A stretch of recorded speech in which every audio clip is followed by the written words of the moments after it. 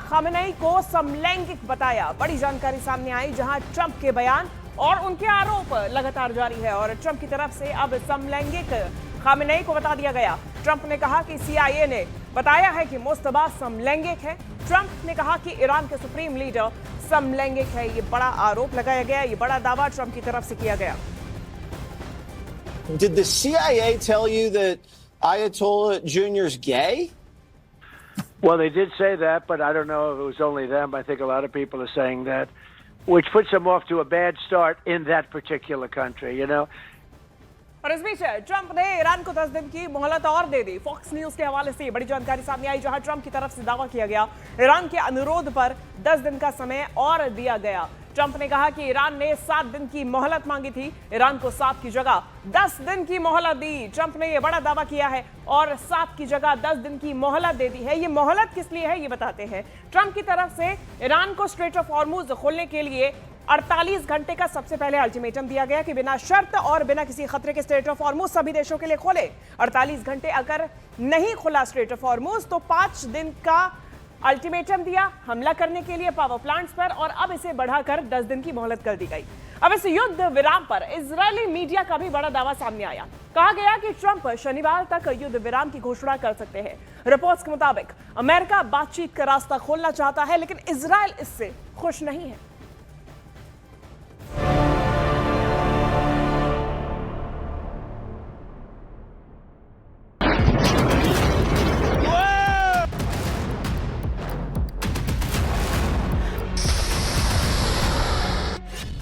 Trump के plan ने Iran को डराया।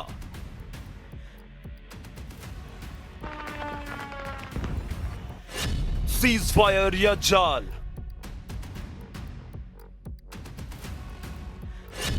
ट्रंप का ट्रैप या समझौते की होप।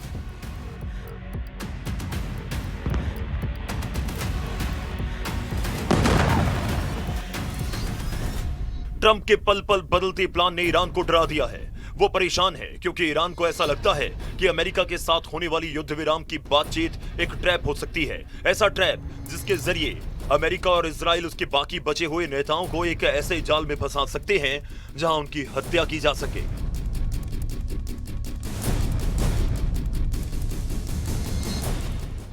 ये दावा न्यूयॉर्क पोस्ट की रिपोर्ट में हुआ।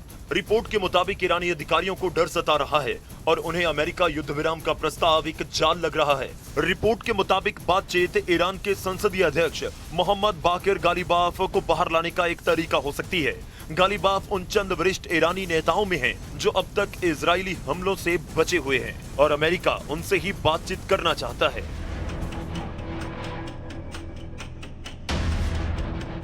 मतलब साफ है, ईरान के नेतृत्व का मानना है कि पिछले कुछ समय के दौरान बातचीत के दौरान ही उन पर हमले हुए, इसलिए वो अमेरिका के इस प्रस्ताव को भी मनोवैज्ञानिक युद्ध का हिस्सा मान रहे हैं और अमेरिका पर भरोसा करने से पहले 100 बार सोच रहे हैं। और इस बीच ट्रंप ने एक बार फिर नेटो देशों पर निशाना साधा। वो इसीलिए क्योंकि नेटो देशों ने अमेरिका की मदद नहीं की। तो ट्रंप ने कहा कि अमेरिका को नेटो देशों की अब जरूरत नहीं। ट्रंप ने कहा कि यूएस के बिना नेटो कागजी शेर है। ट्रंप ने कहा कि ये नेटो की परीक्षा थी और हम इसे याद रखेंगे। ट्रंप ने कहा कि हमें ब्रिटेन की जरूरत नहीं है। ब्रिटेन के युद्धपोत अमेरिका के सामने खिलौना है। ट्रंप ने कहा कि जर्मनी ने कहा कि ये हमारा युद्ध नहीं, हम इस बात को याद रखेंगे। डोनाल्ड ट्रंप ने बता दें कि नेटो देशों से मदद मांगी थी और इस बीच नेटो देशों ने इस युद्ध में ट्रंप के साथ उतरने से मना कर दिया था। Because this was a test for NATO. This was a test. You can help us. You don't have to, but if you don't have, if you don't do that, we're going to remember. Just remember this in a number of months from now. Remember my statements. They have an expression, a great expression, never forget. You can never forget. और शांति वार्ता के मध्यस्थों की ओर से Iran का बड़ा दावा सामने आया। ईरान ने कहा कि हमने हमले रोकने का अनुरोध नहीं किया। ईरान की तरफ से कहा गया कि सुप्रीम लीडर से वार्ता पर ग्रीन सिग्नल नहीं मिला।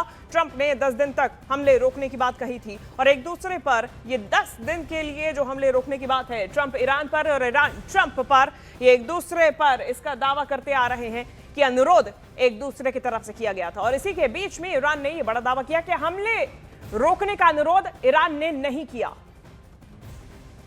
और इजराइल पर ईरान के ताबड़तोड़ हमले जारी है। ईरान ने कल 3 घंटे में इजराइल पर 11 अटैक्स किए। इजराइल से रिफत अब्दुल्ला की ग्राउंड रिपोर्ट देखिए। अभी सायरन बज चुकी है, मिसाइल अटैक लॉन्च किया गया ईरान की तरफ से और मैं दिखाने की कोशिश करूंगा। लोग जा रहे हैं यहाँ अंडरग्राउंड बंकर में, तो हूटर बज गया है और अब आप देख सकते हैं कि यहाँ पे लोग फौरन जो है वो बंकर में जाएंगे और अंडरग्राउंड बंकर्स में यहाँ पे लोग जाते हैं। अब देखना होगा कि किस और ये अटैक होगा। ये टेल अवीव का एरिया है, जो भी इर्द गिर्द लोग थे अब वो अंडरग्राउंड बंकर में जाएंगे क्योंकि यहाँ पे सायरन बज चुकी है। और अब देखना होगा आसमान की तरफ कि कहाँ पे ये अटैक हुआ। तो सायरन बज रही है और ये देखिए आपके लोग किस तरीके से अंडरग्राउंड बंकर्स में जा रहे हैं और ये सिलसिला लगातार यहाँ पे जारी है। बार बार ईरान की तरफ से मिसाइल अटैक लॉन्च किए जा रहे हैं और लोगों को बंकर में जाना पड़ता है। तकरीबन अभी यहाँ पे 10 बार जो है मिसाइल अटैक लॉन्च किए गए, बार बार लॉन्च किए जा रहे हैं मिसाइल अटैक। और ये देख सकते हैं आप, लोग अंडरग्राउंड बंकर में जा रहे हैं अपने आप को बचाने के लिए, क्योंकि जो ही यहाँ पे सायरन बजती है तो फौरन लोग जाते हैं अंडरग्राउंड बंकर्स में। ये देख सकते हैं आप, ये बहुत नीचे लेवल पे है ये अंडरग्राउंड बंकर।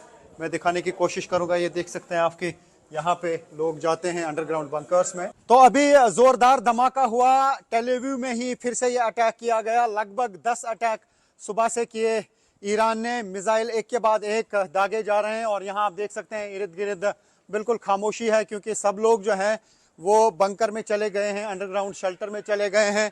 तो ये आप देख सकते हैं कि यहाँ पे इंटरसेप्ट किया गया है मिसाइल को, यानी इसी और जो है निशाना था, 2 जगह पे इंटरसेप्ट हुआ है।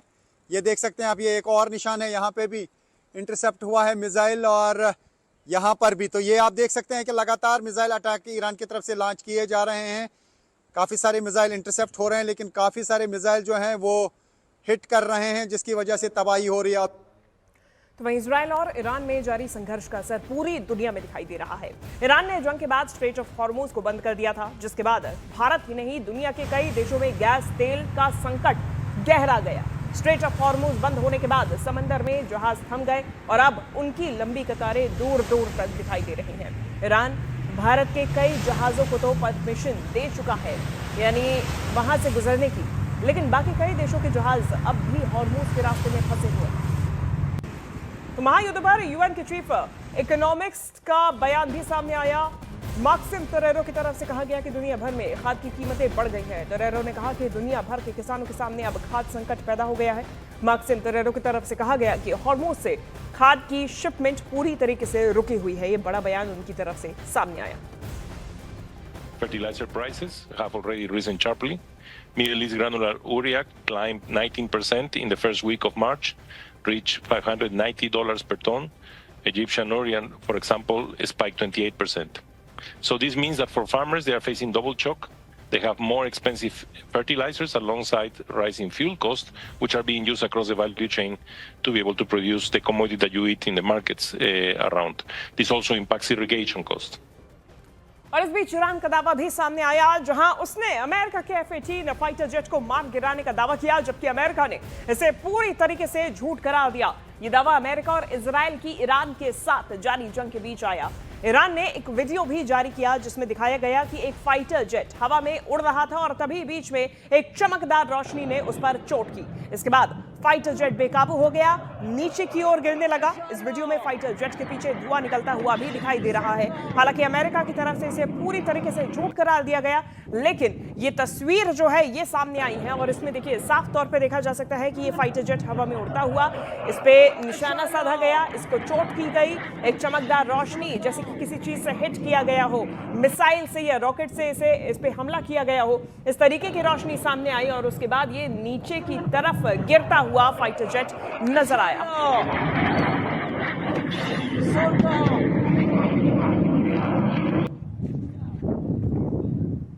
तो वहीं अमेरिकी सेंट्रल कमांड ने दावा किया है कि उसने ईरान के 10,000 से ज्यादा टारगेट्स पर हमले किए हैं। जंग शुरू होने के बाद ईरान से अटैक जारी है, तो वहीं इन हमलों में ईरान की 2/3 हथियार फैक्ट्रीज को नष्ट कर दिया गया।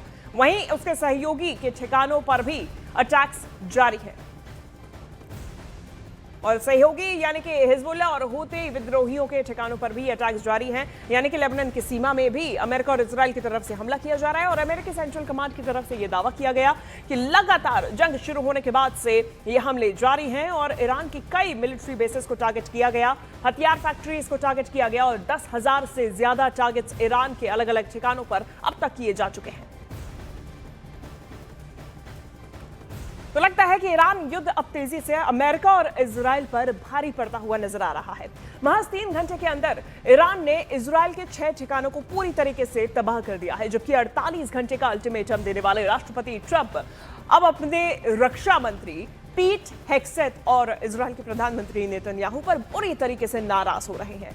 ट्रंप अब किसी भी कीमत पर लंबा युद्ध नहीं चाहते हैं।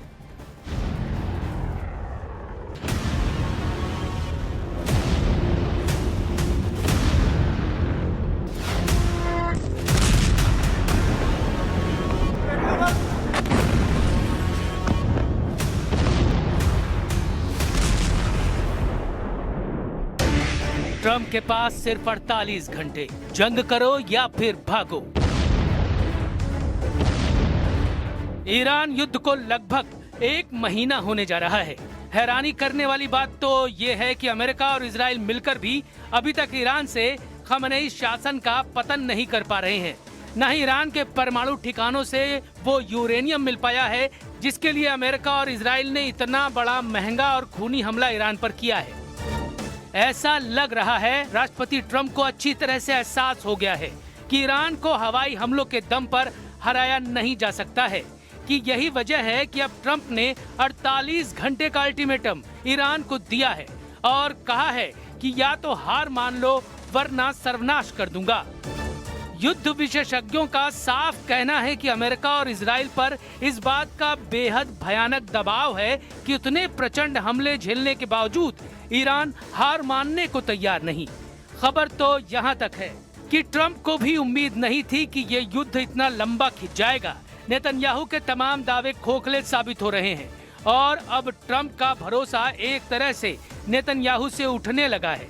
हम शुरुआत करते हैं ईरान युद्ध से जुड़ी उस बड़ी खबर से जिसे अमेरिका और इजराइल का बड़ा मास्टर स्ट्रोक माना जा रहा है।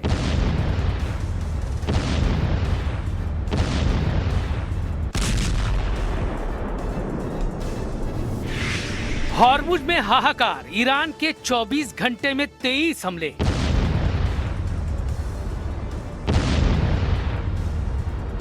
अट्ठाईस फरवरी 2026 से अब तक ईरान के 200 कमांडर मारे जा चुके हैं। अकेले इजराइल ने ही दावा किया है कि उसने ईरान पर 1500 से ज्यादा बम दागे हैं।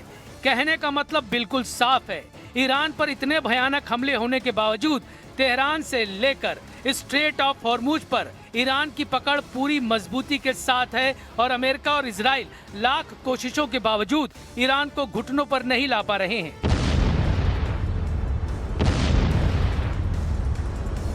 इधर ईरान ने इजराइल और अमेरिकी अड्डों पर पिछले 24 घंटे में 23 बड़े हमले किए हैं। हालांकि ईरान को भी भारी नुकसान उठाना पड़ा है। सबसे पहले ये जान लीजिए कि इजरायली सेना काफी दिनों से ईरानी नौसेना के चीफ कमांडर अली रेजा तंगसीरी को मारने की फिराक में जुटा हुआ था। वो मिशन इजरायली दावों के मुताबिक पूरा हो गया है। इजरायली मीडिया के मुताबिक इजराइल ने एक रणनीतिक हमले में तंगसीरी को एलिमिनेट कर दिया है, यानी उन्हें मार दिया है। ये एक घातक हमला ईरान के महत्वपूर्ण शहर बंदर अब्बास में हुआ है।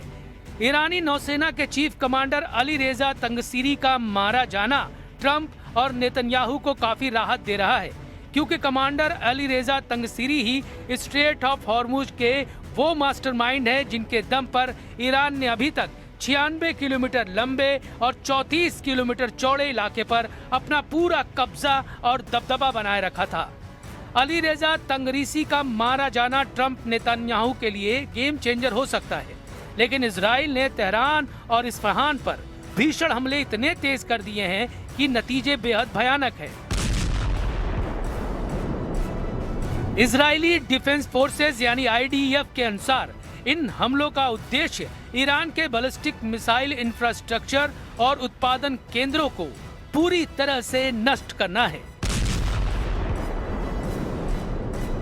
लेकिन ईरान ने भी पिछले 24 घंटे में 23 हमले किए हैं। ईरान की ओर से दागी गई बैलिस्टिक मिसाइलों और क्लस्टर मिसाइलों ने तेल अवीव के मध्य इलाकों को निशाना बनाया है। तेल अवीव के एक रिहायशी इलाके में एक इमारत पर मिसाइल सीधे गिरी, जिससे भारी तबाही हुई। एक ईरानी मिसाइल इजराइल के एयर डिफेंस को चकमा देकर डिमोना शहर के पास गिरी, जहां इजराइल का मुख्य परमाणु रिएक्टर स्थित है। हालांकि रिएक्टर को किसी नुकसान की खबर नहीं है। אנחנו ממשיכים לתקוף בעוצמה את המטרות של משטר הטרור האיראני. אמש חיסלנו את מפקד חיל הים של משמרות המהפכה. לאיש הזה יש הרבה דם על הידיים, ובנוסף הוא זה שהוביל את סגירת מצרי הורמוז. ईरान की तरफ से दागे गए मिसाइल की वजह से तबाही हुई है, भयंकर तबाही यहाँ पे देखने को मिल रही है। मैं विजुअल्स में दिखाने की कोशिश करूंगा कि इन घरों का यहाँ पे क्या हाल हुआ है। तो ये आप देख सकते हैं, यहाँ पे एक मिसाइल गिरा था और उसकी वजह से यहाँ पे सब कुछ तबाह हो गया है, सब कुछ चकनाचूर हुआ है। ये आप हालात देख सकते हैं यहाँ पे क्या हुआ है ईरान की तरफ से दागे गए मिसाइल्स की वजह से। यहाँ सब कुछ चकनाचूर हो जाता है। ईरान की तरफ से लगातार अटैक्स का सिलसिला जारी है, जबकि इस्राएली फोर्सेस भी लगातार ईरान में हमले कर रहे हैं, लेबनान में हमले कर रहे हैं। लेबनान की तरफ से भी लगातार हमलों का सिलसिला जारी है इस्राएली फोर्सेस पर, और अभी इस्राएली फोर्सेस को भी नुकसान पहुंचा है हिजबुल्लाह की तरफ से, जो लगातार अटैक्स किए जा रहे हैं। आप यहाँ पे देख सकते हैं ईरान के रिकॉर्ड तोड़ हमले, 15 शर्तों पर भारी 5 शर्तें। ईरान की इस्लामिक रेवोल्यूशनरी गार्ड कॉर्प्स ने जवाबी कार्रवाई का नया रिकॉर्ड बनाया है। IRGC ने ऑपरेशन 2 प्रॉमिस 4 की 81वीं लहर में 70 से ज्यादा इजरायली ठिकानों पर प्रिसीजन गाइडेड मिसाइलें दागी हैं। हैरान करने वाली बात तो यह है कि ट्रंप प्रशासन द्वारा पाकिस्तान के माध्यम से ईरान को भेजी गई 15 सूत्रीय शांति योजना का मकसद युद्ध को समाप्त करना और ईरान के परमाणु और सैन्य ढांचे को पूरी तरह से नियंत्रित करना है। लेकिन अमेरिकी मीडिया के मुताबिक ईरान ने ट्रंप की 15 शर्तों के उलट सिर्फ 5 शर्तों से ही अमेरिका के वॉर प्लान की धज्जियां उड़ा दी। यानी ईरान ने जहां ट्रंप की शर्तों का धुआं निकाल दिया है, तो वहीं ईरान ने ऐसे रिकॉर्ड तोड़ हमले किए हैं जो इजराइल और पश्चिमी एशिया में मौजूद अमेरिकी ठिकानों पर बहुत भारी पड़ रहे हैं। IRGC के पब्लिक रिलेशंस विभाग ने यह दावा किया है कि उनकी इमाद, कियाम, खुर्रम शहर 4 और कद्र मिसाइलों ने इजराइल के हाइफा, डिमोना, हाइफा के पास अल खुद्दिया और तेल अवीव के उत्तर और दक्षिणी इलाकों को निशाना बनाया। कद्र मिसाइलों ने इजराइल के हाइफा, डिमोना, हाइफा के पास अल खुद्रिया और तेल अवीव के उत्तर और दक्षिण इलाकों को निशाना बनाया। IRGC का दावा है कि पिछले 3 हमलों के बाद इजराइल के हताहतों की संख्या अब 2500 से ज्यादा हो गई है। बयान में कहा गया कि IRGC और ईरानी आर्मी अब राष्ट्र के रूप में खड़ी हो गई है और पूरा देश ईरान की रक्षा के लिए तैयार है। ईरान का ये भी दावा है कि 700 मिसाइलें और 3600 ड्रोन हमले किए हैं। सऊदी अरब में अमेरिकी सुविधाओं और संपत्तियों पर नए हमलों की खबर आई है। ईरानी मीडिया प्रेस टीवी ने रिपोर्ट किया कि सऊदी अरब में अमेरिकी ठिकानों को फिर से निशाना बनाया गया है। स्थानीय सूत्रों के मुताबिक पूर्वी सऊदी अरब में प्रिंस सुल्तान एयरबेस पर ड्रोन हमलों के बाद जोरदार धमाकों की आवाजें सुनाई दी हैं। ये वही एयरबेस है जहां पहले भी ईरानी मिसाइल और ड्रोन हमलों में कम्युनिकेशन उपकरण और रिफ्यूलिंग एयरक्राफ्ट क्षतिग्रस्त हो चुके हैं। जोरदार धमाका हुआ, टेल अवीव में ही फिर से ये अटैक किया गया। लगभग 10 अटैक सुबह से किए ईरान ने, मिसाइल एक के बाद एक दागे जा रहे हैं। और यहाँ आप देख सकते हैं इर्द गिर्द बिल्कुल खामोशी है, क्योंकि सब लोग जो हैं वो बंकर में चले गए हैं, अंडरग्राउंड शेल्टर में चले गए हैं। तो ये आप देख सकते हैं कि यहाँ पे इंटरसेप्ट किया गया है मिसाइल को, यानी इसी और जो है निशाना था, 2 जगह पे इंटरसेप्ट हुआ है। ये देख सकते हैं आप, ये एक और निशान है, यहाँ पे भी इंटरसेप्ट हुआ है मिसाइल और यहाँ पर भी। तो ये आप देख सकते हैं कि लगातार मिसाइल अटैक ईरान की तरफ से लॉन्च किए जा रहे हैं। काफ़ी सारे मिसाइल इंटरसेप्ट हो रहे हैं, लेकिन काफ़ी सारे मिसाइल जो हैं वो हिट कर रहे हैं, जिसकी वजह से तबाही हो रही है। कुल मिलाकर हालत ये हो गए हैं कि ईरान युद्ध अब ऐसे दौर में पहुंच चुका है जहां अब ट्रंप हर हाल में बाहर निकलना चाहते हैं। लेकिन दिक्कत यह है कि इजराइल ने अमेरिका को इस तरह से फंसा दिया है कि अगर ईरान पर पूर्ण विजय से पहले युद्ध रोका तो ये तय है कि ईरान पूरे पश्चिमी एशिया में एक बहुत बड़ी शक्ति बनकर उभरेगा, और इसमें कोई शक नहीं है।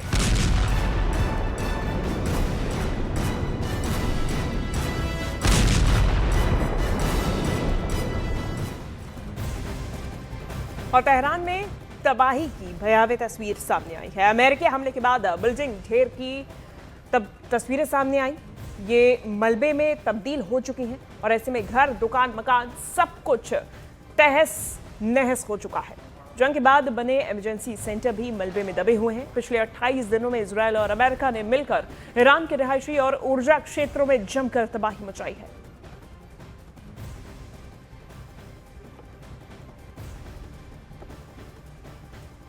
और पश्चिम एशिया में जारी जंग का 28वां दिन है और इस बीच अमेरिकी राष्ट्रपति डोनाल्ड ट्रंप ने ईरान को फाइनल अल्टीमेटम दिया है। अब अमेरिका ईरान के खिलाफ निर्णायक कार्रवाई की तैयारी में नजर आ रहा है। ईरान के बार बार अमेरिका की शर्तों को मानने से इनकार के बीच डोनाल्ड ट्रंप ने अंतिम और निर्णायक प्रहार का मन बना लिया। खबरों के मुताबिक ट्रंप की फाइनल वार्निंग के बीच में पेंटागन निर्णायक प्रहार के विकल्पों पर विचार कर रहा है, जिसमें बड़े पैमाने पर बमबारी के साथ साथ ईरान के अंदर जोखिम भरे ग्राउंड ऑपरेशन भी शामिल है। अब इस निर्णायक कदम के लिए पेंटागन यूक्रेन को भेजे जाने वाले हथियारों को पश्चिम एशिया में भेजने पर भी विचार कर रहा है, जिसके तहत एयर डिफेंस इंटरसेप्टर और मिसाइल्स को पश्चिम एशिया की तरफ रवाना किया जा सकता है। और ईरान पर अंतिम प्रहार के लिए अमेरिका के पास में 4 विकल्प है। वो कौन से विकल्प है, चलिए आपको बताते हैं कैसे कैसे अमेरिका प्रहार कर सकता है। जो पहला विकल्प है, ट्रंप का जो अंतिम प्रहार हो सकता है, उसमें सबसे पहले ईरान का तेल निर्यात का मुख्य केंद्र है और ऐसे में कब्जे से ईरान की कमर ही टूट जाएगी, तो ये विकल्प हो सकता है। दूसरा, ईरान के तेल इकोनॉमी की लाइफलाइन है और इस पर प्रहार करना, इसको कब्जे में लेना अमेरिका के पास में एक ऑप्शन है जिस पर विचार किया जा सकता है। तेल निर्यात टर्मिनल, जो ईरान के प्रमुख तेल निर्यात टर्मिनल्स हैं, उस पर हमला करना, यानी कि खार्ग द्वीप पर कुल मिला के कब्जा करना। और खार्ग द्वीप जहां से ईरान का पूरा इंपोर्ट एक्सपोर्ट, ये जो पूरी लाइफलाइन है ईरान की, वो खार्ग द्वीप ही है, यानी कि तेल का आयात निर्यात, यहां से 80 से 90% तेल जो है ईरान का यहीं से जाता है पूरे देश में। और ऐसे में ईरानी ठिकानों और रडार्स जो मौजूद हैं उन पर भी कब्जा करना, ये इनका दूसरा विकल्प हो सकता है। अमेरिका का दूसरा विकल्प है हॉर्मुज़ स्ट्रेट के लारक द्वीप पर कब्जा करना। तो पहला था खार्ग द्वीप और दूसरा है लारक द्वीप। यहां पे जहाजों पर यहीं से नजर रखी जाती है ईरान की तरफ से, तो यहां पे कब्जा, यानी कि इनकी भी कमर को तोड़ना। तो ऐसे में कासेम लारक द्वीप के बीच में ईरान का टोल बूथ भी मौजूद है। सेफ्टी शुल्क के रूप में करोड़ों वसूलने की यहां से तैयारी की जा सकती है और अमेरिका अगर ऐसा करता है तो ईरान की इकोनॉमी पर एक बड़ा झटका, बड़ा अटैक लगेगा। जो तीसरा विकल्प है वो है अबू मूसा द्वीप पर हमला। वैसे में ये जो तीसरा द्वीप है ये बेहद ही इंपॉर्टेंट है। वो इसीलिए है क्योंकि यहां पर द्वीप पर ईरान का कब्जा है और इस कब्जे से अमेरिका अपने आप को, ये पूरा जो द्वीप है, अपने आप के अंडर लेना चाहता है, अमेरिका के अंडर लेना चाहता है। और यहां खाड़ी से निकलने वाले जहाजों पर नियंत्रण अमेरिका रख पाएगा। यूएई इस पर अपना दावा करता है। वैसे में अबू मूसा द्वीप पर यदि अमेरिका हमला करता है तो फिर ये इसके पास आ जाएगा और एक बेहद ही महत्वपूर्ण खाड़ी देशों और ईरान के बीच में ये जो रास्ता है, ये जो द्वीप है, ये अमेरिका के पास आ जाएगा। और ऐसे में ये जो तीसरा विकल्प है ये एक प्रमुख सहयोगी यूएई का भी है। तो ऐसे में खाड़ी देशों से जो संबंध है वो भी अमेरिका के इस विकल्प से बेहतर हो जाएंगे। और चौथा विकल्प देखिए, ईरान के संवर्धित यूरेनियम पर कब्जा। ये सबसे महत्वपूर्ण है क्योंकि अभी तक की जो लड़ाई थी, जो अमेरिका ने दिखाया था, वो ये था कि ईरान परमाणु बम न बना ले। इसके लिए यूरेनियम इनरिच जो भी ईरान की तरफ से किया गया है, 60% यूरेनियम जो भी इनरिच किया गया है, वो यूरेनियम अमेरिका अपने हाथों में ले ले। ये चौथा विकल्प, हमला करके समृद्ध यूरेनियम पर अमेरिका हमला कर ले। ईरान ने 60% तक संवर्धित यूरेनियम अभी तक में तैयार किया है। यदि अमेरिका इसको अपने कब्जे में ले लेता है तो फिर ईरान के पास में जो कुछ भी 1% भी चांस है परमाणु बनाने का, वो खत्म हो जाएगा, पूरी तरीके से खत्म हो जाएगा, तो अमेरिका ये विकल्प जरूर अपनाने की कोशिश कर सकता है, लेकिन इसके अपने चैलेंजेस भी हैं। लेकिन ये 4 विकल्प है जो कि अमेरिका के पास में है और अमेरिका इसका इस्तेमाल कर सकता है ईरान की कमर को, रीढ़ की हड्डी को तोड़ने के लिए। तो वहीं दक्षिण लेबनान में हिजबुल्लाह के ठिकानों पर इजरायली सेना ने एक बार फिर जबरदस्त हमला किया। इजरायली सेना की जमीनी कार्रवाई में रदवान फोर्स के 10 कमांडो समेत हिजबुल्लाह के 30 से ज्यादा लड़ाकों को मारने का दावा किया। अब इस कार्रवाई के बाद में इलाके के लोगों में दहशत का माहौल है और ऐसे में इजराइल के हवाई हमले में रिहायशी इलाकों को काफी नुकसान पहुंचा।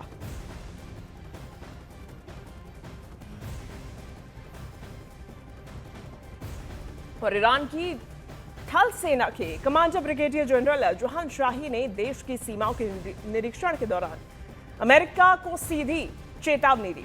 जोहान शाही ने कहा कि जमीनी जंग दुश्मन के लिए ज्यादा खतरनाक और महंगी साबित होगी। सीमाओं पर दुश्मन की गतिविधियों पर हम कड़ी नजर रख रहे हैं और हर संभव हालात के लिए निपटने के लिए पूरी तरीके से तैयार है। अब ऐसे में तेहरान पर ईरान का इस बीच ताबड़तोड़ अटैक देखा गया और तेहरान पर ये इजराइल के हमले देखे गए हैं और ईरान की राजधानी तेहरान पर ये जो हमले किए गए आईडीएफ की तरफ से, आईडीएफ ने व्यापक हमलों की श्रृंखला पूरी की जानकारी दी गई। आईडीएफ ने कहा कि ईरानी आतंकी शासन का बुनियादी ढांचा तबाह कर दिया गया।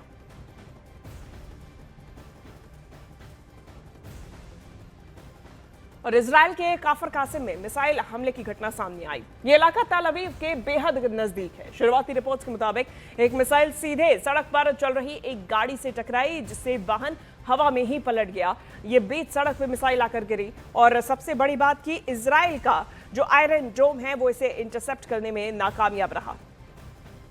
न्यूज़ 18 इंडिया की टीम पहुंची है कफर कासिम एरिया में, जहां पर ईरान की तरफ से दागे गए मिसाइल से नुकसान हुआ। ये वो जगह है जहां पे आप देख सकते हैं कि ये गड़ा हुआ है और यहाँ पर ये एक गाड़ी थी जो बिल्कुल हवा में उठ गई और उसके पुरखच्चे उड़ गए। यही वो स्पॉट है जहां पे ये अटैक हुआ था। तो ये दिखाने की मैं कोशिश करूंगा अभी यहाँ पे इस वक्त क्या हाल है। तो ये वो स्पॉट है जहाँ पे अटैक हुआ और इर्द गिर्द आप एरिया देख सकते हैं। इस पूरे एरिया को बंद कर दिया गया और यहाँ पर हम देख पा रहे हैं काफ़ी गाड़ियों को नुकसान हुआ है। तो ये आप देख सकते हैं ये वो स्पॉट है जहाँ पर ये मिसाइल का एक हिस्सा गिरा। ऐसा समझा जा रहा है कि क्लस्टर बॉम्ब था और इर्द गिर्द यहाँ पे तबाही हुई है।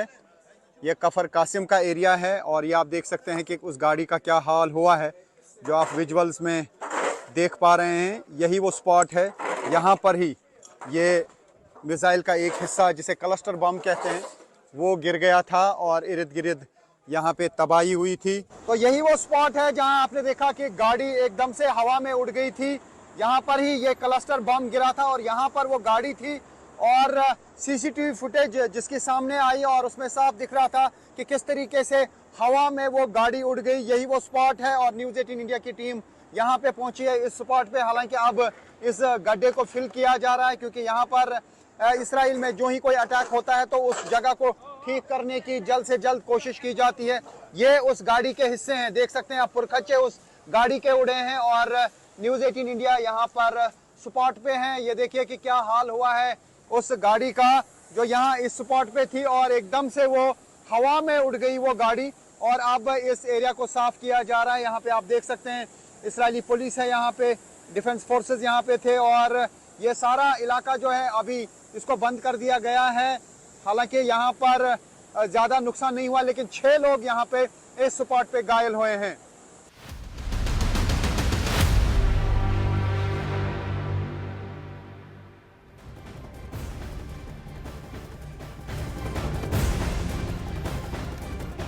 और पश्चिम एशिया में जारी जंग का आज 28वां दिन है। जैसे जैसे दिन गुजर रहे हैं वैसे वैसे युद्ध और विकराल होता जा रहा है। जहां ईरान ने के द्वारा युद्ध विराम से इनकार के बाद में ट्रंप ने अल्टीमेटम दे दिया और खबर है कि ईरान पर ट्रंप अब निर्णायक और अंतिम प्रहार की योजना बना रहे हैं। वहीं अमेरिका की धमकी के बाद ईरान भी अलर्ट हो गया है। अमेरिका के ग्राउंड ऑपरेशन की धमकी के बाद ईरान खार्ग द्वीप पर सुरक्षा और कड़ी कर चुका है। वहीं मध्यस्थता बनने का ख्वाब देख रहे पाकिस्तान को एक बड़ा झटका देते हुए वार्ता से साफ इनकार कर दिया है। दूसरी ओर इजराइल और अमेरिका ने ईरान पर हमले और भी ज्यादा तेज कर दिए हैं। यूएस आर्मी ने आंकड़े जारी करते हुए ईरान के 10,000 से ज्यादा ठिकानों को निशाना बनाने का दावा किया है। तो ईरान ने ट्रंप की 15 शर्तों पर अपना जवाब व्हाइट हाउस को भेज दिया है। देखिए, ईरान ने अपनी 5 शर्तों से पीछे हटने से साफ इनकार कर दिया है, लेकिन ट्रंप ने धमकी दी है कि जल्द ही सरेंडर नहीं करने पर वो ईरान में अंतिम प्रहार शुरू कर देंगे। इसके बाद ईरान के जनरल जहां शाही ने ऐलान किया कि जमीनी युद्ध में अमेरिका फंस गया है और इधर इजराइल ने लेबनान में घुसकर बफर जोन बनाना शुरू कर दिया है।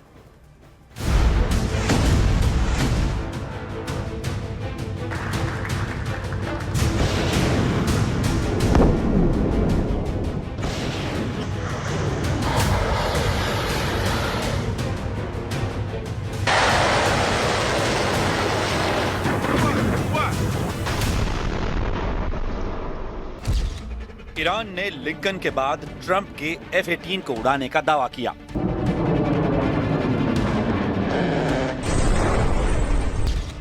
ईरान हॉर्मुज के बाद अब एक नया तेल रूट ब्लॉक करने के लिए तैयार है।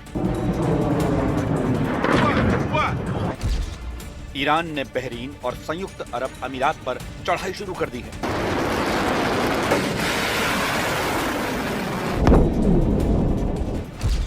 सीज फायर से पहले अरब वर्ल्ड का भूगोल बदल डालने की धमकी दे रहा है। काफर कासिम के ये दृश्य युद्ध का लेवल बता रहे हैं। ईरान धमाके कर रहा है, मिसाइलें रिहायशी बस्तियों में फट रही हैं, अंधाधुंध मिसाइलों की बौछार इजराइल पर हो रही है। ईरान के भयानक हमलों का असर ये हुआ कि अमेरिका यूक्रेन फ्रंट पर दी जा रही मिलिट्री मदद को खाड़ी युद्ध में शिफ्ट करने पर मजबूर हो गया है।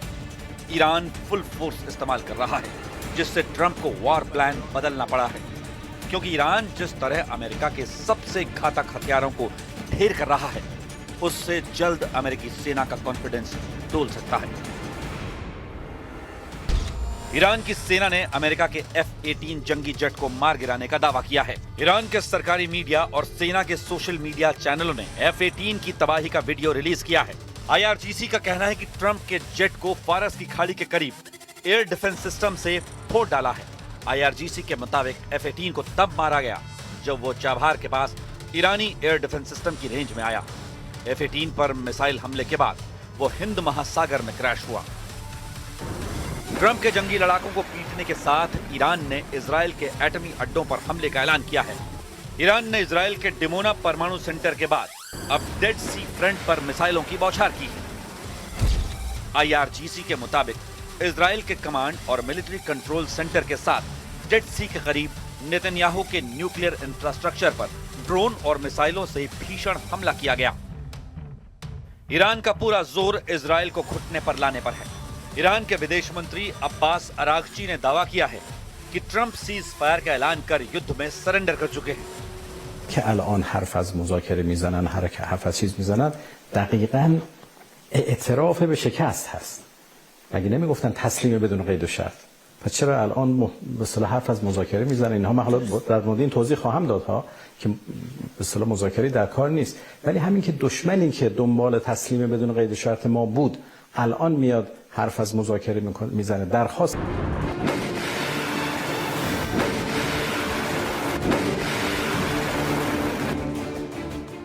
एक तरफ ट्रंप ईरान को मिट्टी में मिलाने का दम भर रहे हैं, ट्रंप ईरान के लीडरों को डरपोक बता रहे हैं।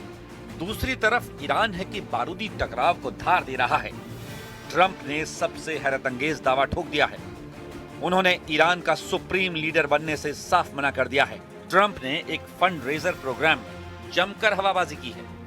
उन्होंने ये तक कहा है कि ईरान में बचे हुए लीडर मौत के खौफ से डील करने के लिए फड़फड़ा रहे हैं। ट्रंप से बयानबाजी में जीतना बहुत मुश्किल है, लेकिन युद्ध में ईरान उन्हें बराबर की टक्कर दे रहा है। ईरान का अगला प्लान कामयाब रहा तो ट्रंप का गुस्सा बढ़ना तय है। ईरान ने ट्रंप आर्मी को ट्रैप में लेने के लिए 2 सुपर प्लान बनाए हैं, जिसमें पहला प्लान खार्क आइलैंड में सुपर पावर के सरेंडर की वजह बन सकता है। ईरान संसद के स्पीकर मोहम्मद बाकर कालीबफ ने कहा है कि उन्हें खुफिया जानकारी मिली है कि अरब देशों ने अमेरिका के साथ मिलकर ईरान के खार्क आइलैंड पर कब्जा करने की तैयारी की है, जिसके बाद ईरान ने 6 देशों पर सख्त नजर रखना शुरू कर दिया है। ये देश हैं Qatar, Kuwait, UAE, Bahrain, Saudi अरब और जॉर्डन, जिन्हें ईरान रेडार पर ले चुका है।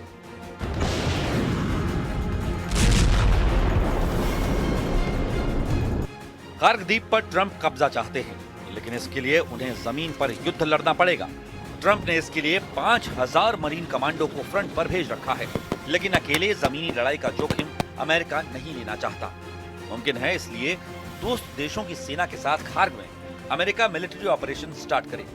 हालांकि ईरान जमीनी लड़ाई के लिए पूरी तरह तैयारी की धमकी दे रहा है। ईरान की आर्मी ग्राउंड फोर्सेस के कमांडर ब्रिगेडियर जनरल अली जहान शाही ने कहा है कि दुश्मन को पता होना चाहिए कि जमीनी लड़ाई उनके लिए ज्यादा खतरनाक, ज्यादा महंगी और ऐसी होगी जिसकी भरपाई नहीं हो सकती। खार्ग में ईरान ने स्पेशल फोर्सेस और गुरिल्ला यूनिट को उतार रखा है, इसलिए अमेरिका को ग्राउंड ऑपरेशन में बड़ा रिस्क लेना होगा। अमेरिकी डिफेंस एक्सपर्ट भविष्यवाणी कर रहे हैं कि खार्ग में अमेरिकी सैनिकों का सफाया मुमकिन है। यही वजह है कि ट्रंप नेटो फोर्सेस को ईरान युद्ध में कूदने के लिए उकसा रहे हैं। ट्रंप ने एक बार फिर से सोशल पोस्ट कर नेटो पर खींच निकाली है। अमेरिका, इजराइल, खाड़ी के देशों की पावर, इतने पर भी ट्रंप को जीत का यकीन नहीं। वो नेटो देशों को भी युद्ध में बुला रहे हैं। इधर ईरान ऐसी चाल चल चुका है जिससे ट्रंप का सिर चकरा गया है। IRGC के टारगेट पर संयुक्त अरब अमीरात यानी UAE और बहरीन की जमीन है। ईरानी मीडिया का दावा है कि अगर स्ट्रेट ऑफ हॉर्मुज में हार का संकट मंडराया तो IRGC बहरीन और UAE के समुद्री तट पर कब्जा करना शुरू करेगा। ईरान ने अगर पड़ोसी देशों के तटों पर कब्जा करना शुरू किया तो अरब वर्ल्ड का भूगोल और मानचित्र बदल जाएगा। ईरान की मीडिया में फिर से फारसी साम्राज्य बनाने की खबरों को तूल दिया जा रहा है।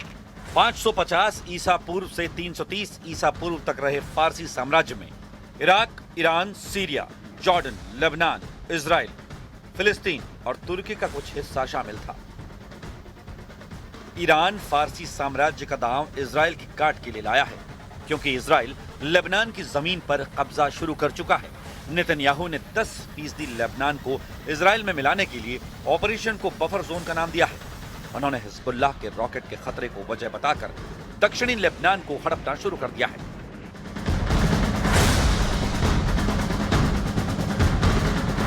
אנחנו מרחיבים את רצועת הביטחון הזאת כדי להרחיק את האיום של הנ"ט על יישובינו ועל שטחנו. אנחנו פשוט מייצרים אזור חיץ גדול יותר. ईरान के परमाणु हथियारों से खतरे के कारण शुरू हुआ युद्ध अब देशों के नक्शे बदलने की नीयत पर आ चुका है। मगर ट्रंप अपनी धुन में है, उन्हें किसी की परवाह नहीं। वो अपने दावे पर कायम है कि ईरान युद्ध हार चुका है। ईरान सरेंडर की रट लगाए हुए है। ट्रंप कह रहे हैं कि ईरान ने अगर जल्द ये बातें दुनिया को नहीं बताई तो अंजाम खौफनाक होगा। And they are negotiating, by the way, and they want to make a deal so badly, but they're afraid to say it because they figure they'll be killed by their own people.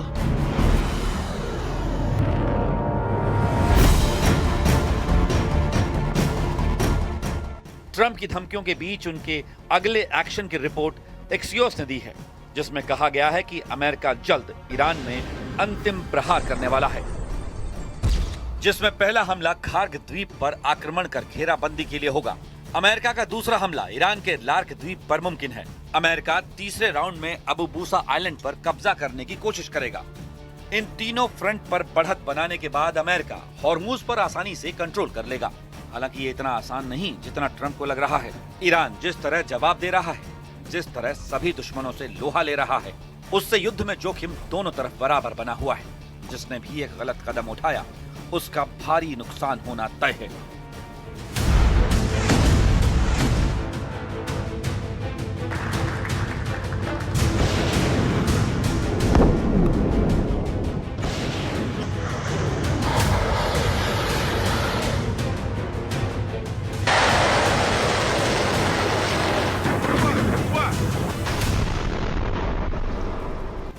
और बड़ी जानकारी Israeli सेना में सैनिकों की कमी की बात सामने आई, जहां महायुद्ध के बीच इजरायली सेना के प्रवक्ता का बयान सामने आया, जहां एफी जैफरिन ने कहा कि सेना में लगभग 15,000 सैनिकों की कमी है। ये बड़ी जानकारी सामने आ रही है, जहां पर अब इजरायली सेना में सैनिकों की कमी की बात सामने आई।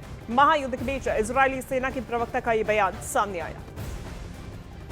בסמל אביעד אלחנן וולנסקי, זכרו לברכה, בן 21 מירושלים, לוחם בגדוד 77 בחטיבה 7. הלוחמים נפלו בקרבות בדרום לבנון. और कनाडा के विदेश मंत्री की एस जयशंकर से बातचीत हुई, जहां अनीता आनंद ने जयशंकर ने पश्चिम एशिया पर बातचीत की।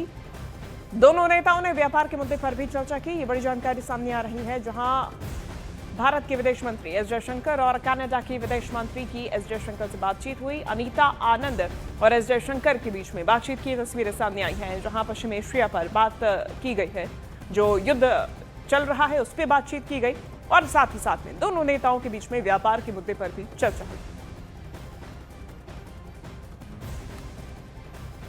और साथ ही साथ में अमेरिकी वायुसेना का एक F-15E विमान ऑपरेशन एपिक फ्यूरी के दौरान मध्य पूर्व के एक अड्डे से लड़ाकू उड़ान के लिए उड़ान भरता है। ये बड़ी जानकारी सामने आई, जहां ये तस्वीर सामने आई है। इस तस्वीर में देखिए, ऑपरेशन एपिक फ्यूरी के दौरान यूएस फाइटर का एक्शन देखा जा रहा है और लगातार अमेरिका की तरफ से हमले जारी हैं और अमेरिका अपनी सैन्य क्षमता का भी प्रदर्शन उतनी ही तेजी से कर रहा है। और ऑपरेशन एपिक फ्यूरी के दौरान यूएस फाइटर का एक्शन देखा गया, जहां ये तस्वीर सामने आई। महायुद्ध के बीच में यूएस के F-15E ने उड़ान भरी है और ये जो अमेरिका के पास तमाम फाइटर जेट्स मौजूद है, यूएस में F-15E फाइटर जेट बेहद ही खतरनाक माना जाता है।